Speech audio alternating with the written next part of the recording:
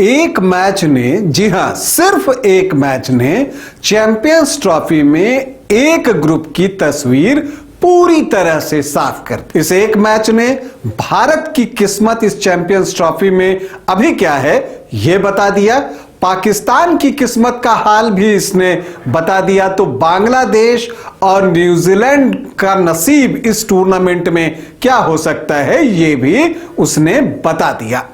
आज इसी मैच की चर्चा करूंगा।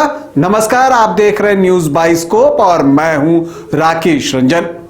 सोमवार को न्यूजीलैंड और बांग्लादेश के बीच मुकाबला खेला गया और इस मैच के परिणाम ने इस ग्रुप की सारी तस्वीर साफ कर दी। क्या कुछ इस मैच के परिणाम से निकला? आपको बता दूं कि इस मैच में न्यूजीलैंड ने बांग्लादेश को पराजित किया। हारा तो बांग्लादेश, वो टूर्नामेंट से बाहर भी हो गया, लेकिन खुद तो बाहर हुआ ही, उसने पाकिस्तान को भी इस टूर्नामेंट से बाहर कर दिया। जी हां, तो इस एक मैच के परिणाम से तय हो गया कि पाकिस्तान और बांग्लादेश का भविष्य अब इस चैंपियंस ट्रॉफी में कुछ भी नहीं बचा है। मतलब कि उन दोनों के बीच जो अब मुकाबला होना है, उस मैच के परिणाम का इस चैंपियनशिप पर अब कोई असर नहीं पड़ने वाला। दोनों ही टीमें टूर्नामेंट से बाहर हो गई हैं। और क्या फैसला निकला? एक और फैसला यह निकला कि भारत और न्यूजीलैंड की टीमें चैंपियंस ट्रॉफी के सेमीफाइनल में पहुंच गई हैं। तो अब जो भारत और न्यूजीलैंड के बीच मुकाबला होगा, उसका इस चैंपियनशिप पर क्या असर होगा? सिर्फ इतना कि दोनों में ग्रुप टॉपर कौन होगा। लेकिन यह फैसला बड़ा है क्योंकि दोनों ही टीमें चाहेंगी कि वो टेबल टॉपर होकर सेमीफाइनल में जाए, ताकि दूसरे ग्रुप की जो दूसरे नंबर की टीम है उससे उसका सेमीफाइनल में मुकाबला हो।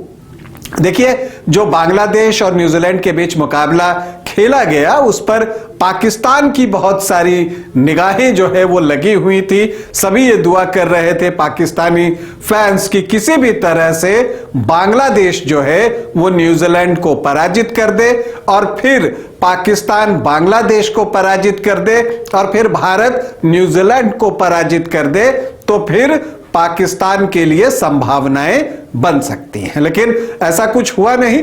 दरअसल जब बांग्लादेश की टीम ने 236 रनों का स्कोर किया था, उस समय लगा कि शायद कुछ फाइट हो, और वो तब और लगा जब 15 रन के अंदर न्यूजीलैंड के 2 विकेट गिर गए थे, जिसमें यंग के साथ साथ अनुभवी विलियमसन का भी विकेट शामिल था।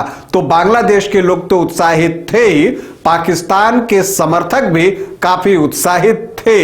हालांकि फिर तीसरा विकेट भी आ गया, कॉनवे भी आउट हो गए, तो उनकी उम्मीदें और बढ़ गईं। लेकिन सचिन रविंद्र जो हैं और टॉम लेथम ने मिलकर जो है उनकी सारी उम्मीदों पर पानी फेर दिया और 5 विकेट की जीत न्यूजीलैंड की टीम को मिली। और इसी के साथ ये तय हो गया कि इस ग्रुप से सेमीफाइनल में पहुंचने वाली जो 2 टीमें होंगी वो होंगी भारत और न्यूजीलैंड।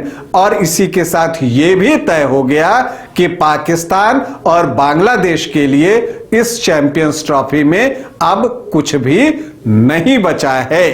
तो एक ग्रुप से ये क्लियर हो गया है कि भारत और न्यूजीलैंड की टीमें सेमीफाइनल खेलेंगी। अब दूसरे ग्रुप में जो है अभी बहुत सारा रोमांच बचा हुआ है।